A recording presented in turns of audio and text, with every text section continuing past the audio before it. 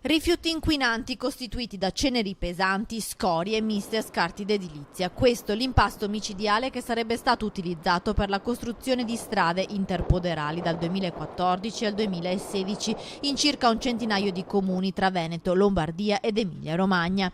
Due dei terreni contaminati dai rifiuti pericolosi si troverebbero anche nella provincia di Padova. A Piacenza d'Adige sarebbero finite quasi 13.000 tonnellate utilizzate secondo la procura in un finto lavoro di consolidamento.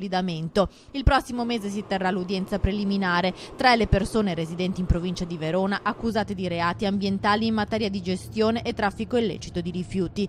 La procura antimafia veneziana ritiene che all'interno di questo materiale utilizzato per le strade si siano superate le concentrazioni limite per cloruro, rame, piombo, nickel e cromo esavalente. Sempre secondo le accuse, questo prodotto avrebbe avuto sul mercato una grande fortuna dal momento che veniva venduto a 17 euro al metro cubo contro i 247 euro dei conglomerati ecologici.